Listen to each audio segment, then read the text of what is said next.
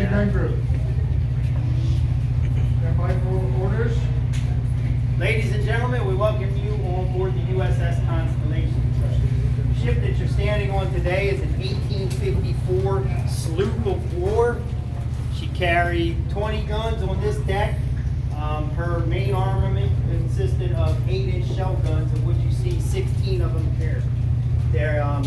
Her armament was also supplemented by 4 32-pounders. There was one located on each end of the battery, forward and aft, and port and starboard. So there were 4 32-pounders on board. We are members of Ship's Company.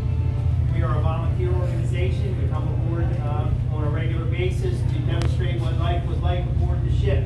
Today is our 1812 day, so we're representing sailors of 1812 who would have manned the original Constellation, the USS frigate Constellation.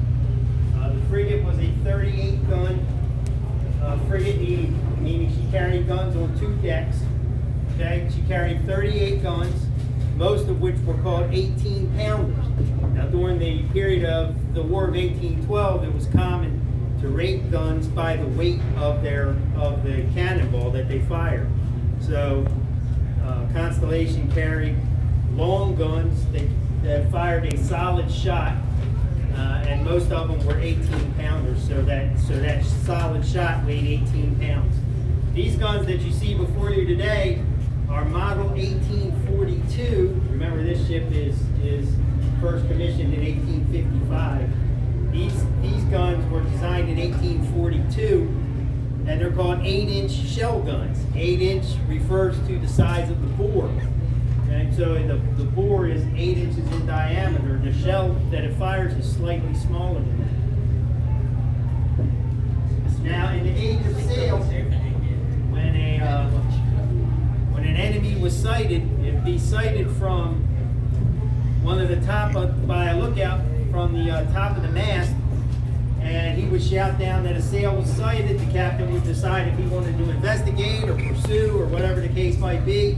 And it was an evolution that would take hours. Okay, it would take hours for the sailing ship to close on another. So they had a lot of time to prepare, and everything that would be an impediment to serving these guns would be moved out of the way. The bulkheads back here in the captain's cabin that you see are all removable. They'd all be taken down and taken below and stored out of the way. The captain would also predetermine which side of the ship he was going to fight. It would either be the port side or the starboard side. Now, if you were in a situation where you had to man the guns on both sides, where are you? A bad situation. Why is that? I assume you don't have enough men to man both sides of the guns. Okay. You're being attacked from both sides. Exactly. Okay. If you're manning the guns on both sides, you're between 2 enemy ships. What you need is a better captain.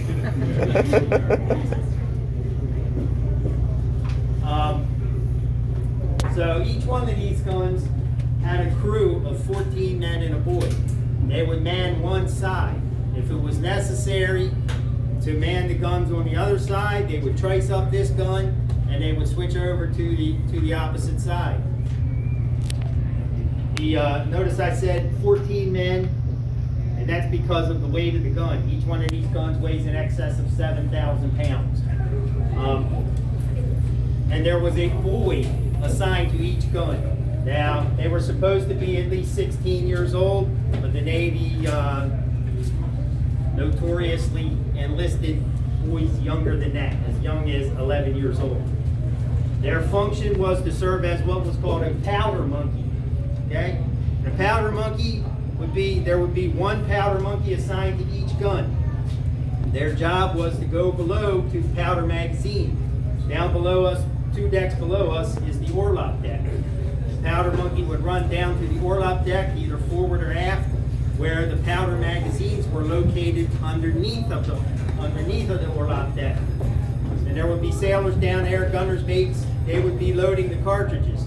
They would pass the cartridge, right, and it's going to be a linen bag They would pass a cartridge through a scuttle in the deck.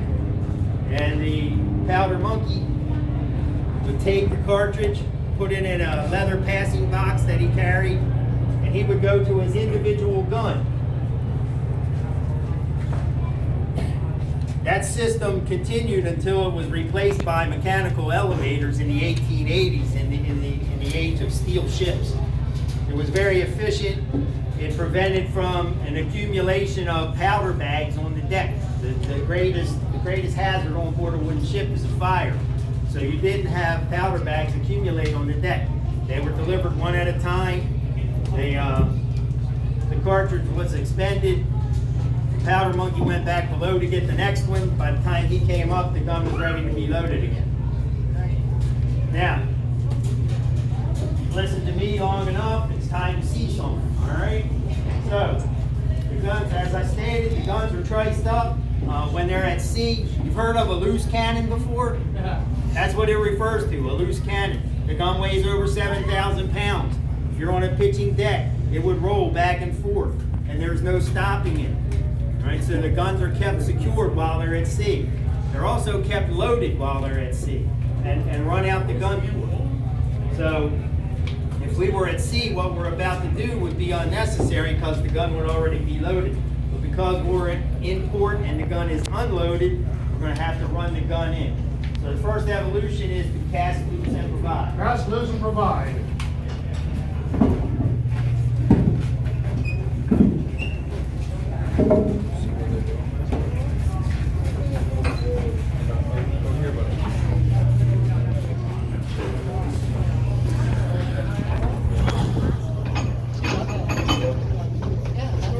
You see on either side of the gun, you see blocks and tackle. At the time they were called tackle. Right? On either side of the gun is the side tackle, and what they're hooking up here is called the train tackle. The train tackle is utilized to pull the gun inboard, and the side tackle is to pull the gun back out the gun port. So lay the lines out, either flaking or sometimes called faking the lines in long loops. And the wooden spikes that you see laid on the deck are called hand spikes. They're used to shift the gun from one side to the other within the gun port.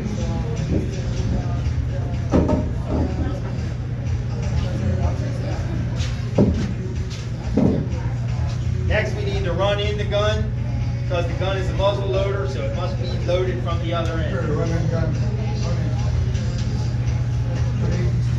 Stand by.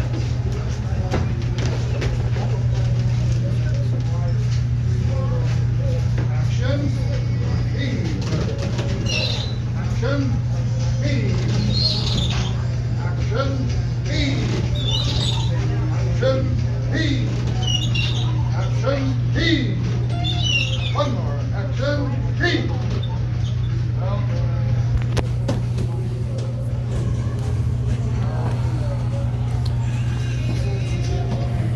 lines are controlled carefully on the deck so that they don't suddenly snap up and grab a man's leg. You know exactly where those lines are at all times. Next, we will take the sponge. We will run down a dry sponge, and then the gun captain, who is an enlisted man assigned to each gun, he commands the individual gun. He'll put his face through the vent to feel a rush of air coming out of the vent as the sponge is pushed down. Okay, that indicates that the vent is clear. Okay, so the vent is clear. Next, we will load. Load cartridge. We'll begin by loading the cartridge, which is a flannel bag or a linen bag. The common charge was 8 pounds of black powder. That's cast up on the left side of the gun. And the loader will place it in the muzzle of the gun. And then the rammer will push the charge down the length of the bore until it's seated in the breech of the gun.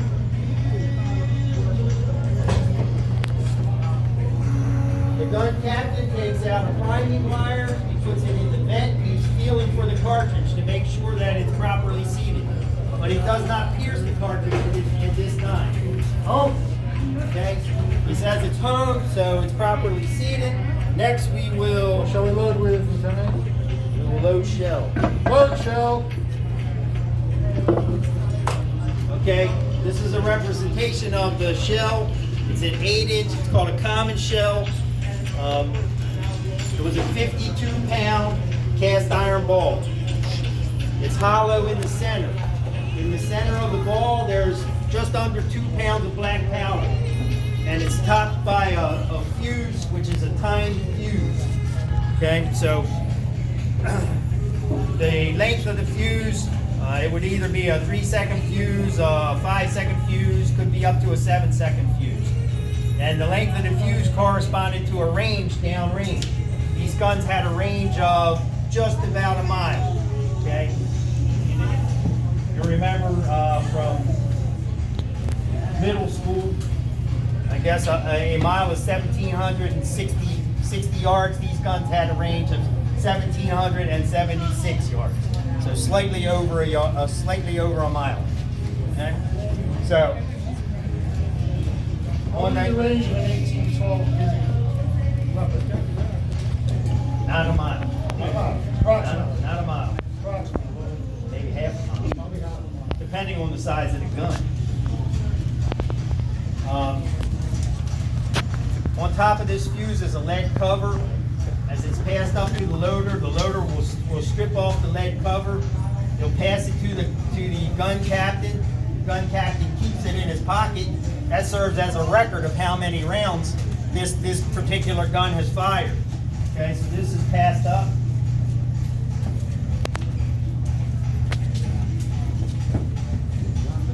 It's placed in the muzzle and then run down with the ramrod.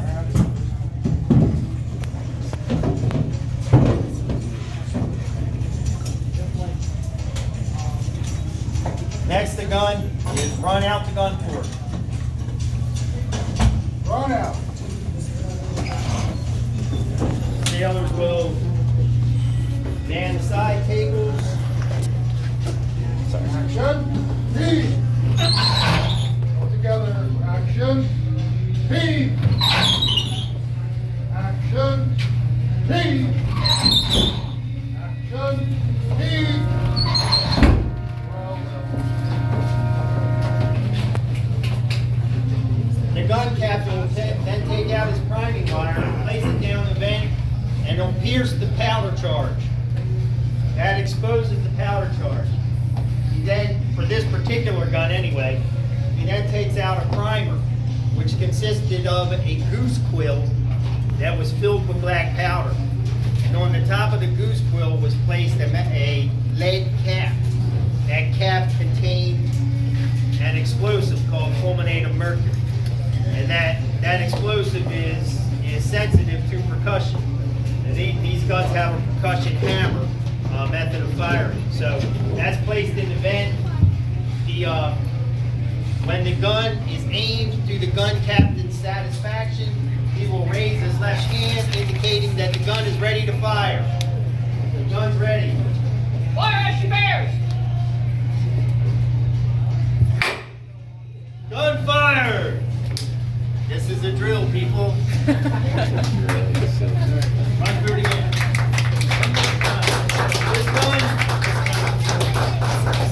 This gun could be loaded twice in the span of 3 minutes. But for the reason of resupplying the gun and keeping the gun properly, okay, keeping the sequence properly, they limited it to once every 3 minutes, okay? And if you're disappointed that you didn't hear the gun go bang, all right, when we complete this drill, we will go up on the deck above us, up to the spar deck, and we will fire the parrot rifle that's located on the barrel, on the bow. You're gonna do one more time? Yeah. Action. Heave. Action. Heave. Action. Heave. Hold. Action. Hold.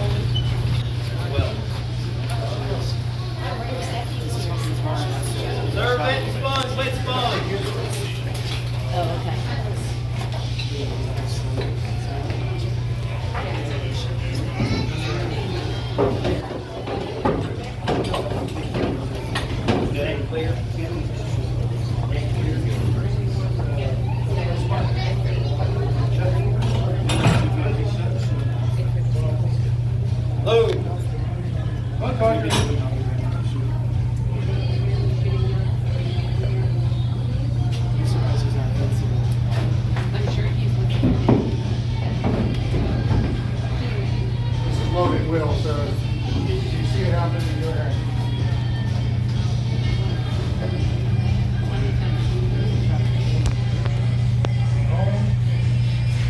time we're loading grape shot. Okay, so we must be getting close. Load grape shot. Early. Grape shot was very effective to fire above the hull of an enemy ship into the spars and the rigging, for taking out the spars and rigging. And the crew. Well, Who decides what shot to use? I'm sorry. Who decides to use the ball or the shot? The officer of Ho! deck. Right side only. Action. Ho!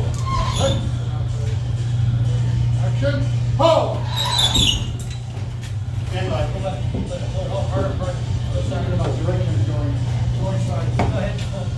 Left side only, with a very small haul. Action. Haul. Same thing again. Haul. Both sides together. Ready? Haul. Ready? Haul.